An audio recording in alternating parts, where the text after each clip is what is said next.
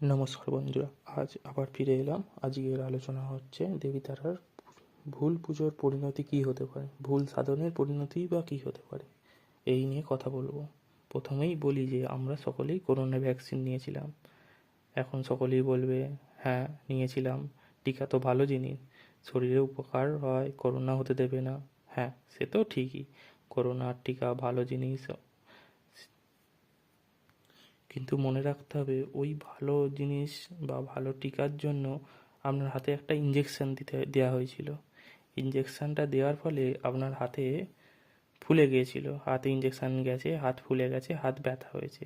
কোনো কোনো মানুষের আবার জ্বরও এসেছিল। এই ব্যথা তো আপনাকেই সহ্য করতে হয়েছিল না? আপনি যেমন করোনার ভ্যাকসিন নিয়ে করোনাকে হারানোর চেষ্টা করে ভালো একটা জিনিস করতে গেছে, তার বিনিময়েও তো আপনাকে কিছুটা কষ্ট সহ্য করতে হয়েছে না? সেরকমই। এখন বলি, এত কথা প্রথমেই কেন বললাম? সকলেই আমাকে বলছে যে, সকলেই আপনাকে বলছে যে তারা পূজা করুন, তারা সাধন করুন, অনেক উপকার পাবে। কিন্তু আপনাকে তো কেউ বলছে না যে এর ভুল পুজো বা ভুল সাধনের ফলে কী হবে। আপনাকে সবাই করোনার ভ্যাকসিনের উপকারটা বলছে, ওই যে হাতে ব্যথা হবে সেই কথাটা কেউ আর বলছে না। তবে একটা কথা মনে রাখবেন যে আপনার ভুল পুজো, ভুল সাধন আপনার প্রাণহানিও হতে পারে। এই ভুল পুজোর ফল হচ্ছে ভয়ঙ্কর। এবার আসি যে ভুল পুজো করলে কি ফল হতে পারে। 1 নম্বর পয়েন্ট, দেবীর পূজায় কখনো গঙ্গা জল ও তুলসী পাতা ব্যবহার করা যায় না। শাস্ত্র বলছে কি, গঙ্গা জল ও তুলসীর স্পর্শে মানে ছোঁয়া মাত্রই সেখানে তার দেবী তারা কখনোই বাস করতে পারবে না।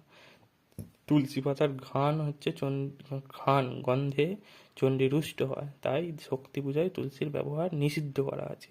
সেই জন্য তুলসী ও গঙ্গা জলের ব্যবহার করা যাবে না তারা পুজো। এবার আমরা সাধারণত দেখি কি, দেবীর পূজা হলেই কাণ্ডরোপণ কথা বলতে হলো বাংলা কথায় বুঝতে গেলে চারদিক দিয়ে 4টে তীর কাঠি পুঁতে দিয়ে সুতো বাঁধা। কিন্তু দেবী তারার পুজোয় সূত্রবন্ধন বা কাণ্ডরোপণ করা যায় না, কারণ দেবী তন্ত্রমতে পূজিত হয়। দেবীকে ওই সুতো দিয়ে আটকানো যায় না, দেবী সর্বত্র বিরাজিতা। আপনার অনুরোধ করেই দেবীকে স্থিরীকরণ করতে হয়। এবার আপনি যদি জোর করে সূত্রবন্ধন করে দেবীকে আটকানোর চেষ্টা করেন, বা আপনি সূত্রবন্ধন করে, আমি নিজের জীবন দিয়ে দেখেছি এমন তন্ত্রের পূজা করেছে, সূত্রবন্ধন করে দিয়ে সেই ব্যক্তি 6 মাসের মধ্যেই পঙ্গু হয়েছে, অঙ্গহানি হয়ে গেছে, সে এখনও অবধি ঠিক হতে পারেনি। সেই জন্য আমি বলবো যে সূত্রবন্ধন করে দেবীর পূজা কখনোই করবে না। 3 নম্বর, দেবীর পূজায় পঞ্চমকার প্রয়োগ করতেই হবে। কলিকালে পঞ্চতত্ত্ব ব্যতীত দেবী পূজা হয় না, শিব স্বয়ং বলছে এই কথা। এমনি শিবের বাণী, আমি মনে করি যে শিবের বাণী না শুনে শিব মাহেশ্বরীকে পুজো করে আপনি পেয়ে যাবেন, সেটা তো ভুল ভাবছেন। আপনি তো শিবের বচন তো শুনছেন না, তা শিবের স্ত্রী তো আপনার পুজো গ্রহণ করবেন না। অবশ্যই তন্ত্রমতে পুজো করতে গেলে শিবের কথা শুনতেই হবে। 4 নম্বর, বলি ছাড়া কখনো শক্তি পুজো হয় না। বলি ছাড়া পুজো করলে পূজা নিষ্ফল হয়। শিব এমনও বলছে যে ভস্মে যেমন ঘি ঢাললে কোনো ফলই পাওয়া যায় না, সেরকম শক্তি পূজা বলি ছাড়া করলে কোনো ফল লাভ করা যায় না। এবার আমরা শক্তি বলতে কাকে বোঝানো হচ্ছে? শক্তি বলতে শঙ্করের স্ত্রীকেই বোঝানো হয়েছে। সেটা শঙ্করের স্ত্রী এর বিভিন্ন রকম রূপ হতে পারে, যেমন দুর্গা, কালী, তারা, সুন্দরী, ভৈরবী, চণ্ডী ইত্যাদি। দেবী তারার পূজা অবশ্যই মহাচিনাক্রমে হবে। যদি চিনাচার না হয় তাহলে সেই ব্যক্তি চিরকাল দরিদ্র থাকবে, সে কখনোদিন ধনী হতে পারবে না। দেবী তারার পূজা প্রধানত বামাচারেই হয়। দেবীর পূজা কখনো দক্ষিণাচারে হয় না, এবং কখনো বৈদিকভাবেও হয় না। দশম মহাবিদ্যার পুজো তন্ত্রমতেই হয়। এবার এখন অনেক সময় দেখা যায় যে ব্রাহ্মণ শ্রেণীর লোকেরা তন্ত্র জানে না, মকার সাধন জানে না, বৈদিক মার্গে দেবীর পূজা করে। একটা কথা মাথায় রাখতে হবে যে দেবী তারার পূজা বৈদিক মতে করলেই সেই পূজা নিষ্ফল হয়, সেই পূজার কোনো ফল লাভ হয় না। অবশ্যই এর সাথে একটা বলে রাখি, সাধককে দেবীর যন্ত্র সম্বন্ধে ধারণা রাখতে হবে। দেবী যন্ত্র এবং তার পূজা সম্বন্ধে অবশ্যই জানতে হবে। যদি না জেনে দেবীর পূজা করে, দেবী অবশ্যই তাকে শাস্তি প্রদান করবে। এই প্রসঙ্গে আরও একটা কথা বলতে পারি যে দেবীর পূজা কখনো আচমন হয় না, মুখে আমরা জল দিই, সেখানে কোনো দিন বিষ্ণুর নামে কখনো আচমন হবে না। দেবীর তারার পুজোয় কখনো বিষ্ণুর নামে আচমন হবে না। কারণ দেবীর পূজা হয় তন্ত্রমতে, তান্ত্রিক আচমনই হবে।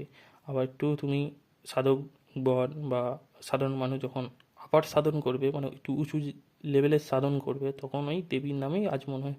সেটা গুরুগম্য ব্যাপার গুহ্যতন্ত্রে, এখানে নাই বা আলোচনা করলাম।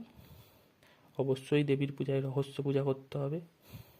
এখন অনেকেই বলবে যে আমরা তো এই সব জিনিস জানি না, ব্রাহ্মণ জানে হয়তো, ঘোড়ার ডিম জানে, ব্রাহ্মণ কিচ্ছু জানে না। একটা কথা বলতে পারি যে তন্ত্রের পূজা তান্ত্রিক দিয়েই করাতে হবে, কোনো ব্রাহ্মণের কাজ তন্ত্রের পূজা নয়।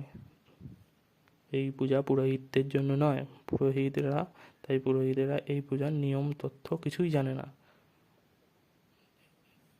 অবশ্যই দশম মহাবিদ্যার পুজো তান্ত্রিক দিয়েই করাতে হবে। এবার আসি আর একটা পয়েন্টে, দেবীর পূজা অসম্পূর্ণ বা সাধন অসম্পূর্ণ রেখে, অসম্পূর্ণ হয়ে সাধক ছেড়ে দিয়ে চলে গেছে, দেবীর পূজা অর্ধেক করতে করতে দেবীকে ছেড়ে দিয়েছে, তখন তার কী কী জীবনে আসতে পারে? অবশ্যই তার প্রথমেই তাকে লক্ষ্য করতে হবে যে তার সব কাজে বাধা পড়বে। তার ভয়ের স্বপ্ন দেখবে যে রাত্রেবেলা মরা পুড়ছে, তাও তাও করে ধোঁয়া বেরোচ্ছে, কিছু তান্ত্রিক শ্রেণীর লোক কিন্তু যোগিনীগণ তার গলা টিপে ধরছে, তার ভয় মনের মধ্যে উদ্ভব হবে, যে এমন ভয়ের স্বপ্ন দেখবে যে নিজেই আটকে উঠবে। বাড়ির লোক অসুস্থ হবে এবং পক্ষাঘাত পর্যন্ত হতে পারে, তার অঙ্গহানি হতে পারে এবং সে নির্বংশ হতে পারে, এবং যোগিনীগণ তার রক্ত চুষে খাবে। দেবীর পুজো যে অবশ্যই স্বাস্থ্যভাবে তান্ত্রিক মতেই করতে হবে। অবশ্যই আপনারা এই সব কথা মাথায় রাখবেন। নমস্কার, আজকে এইটুকুই রাখছি, আবার পরের দিন আসবো অন্য কথা নিয়ে।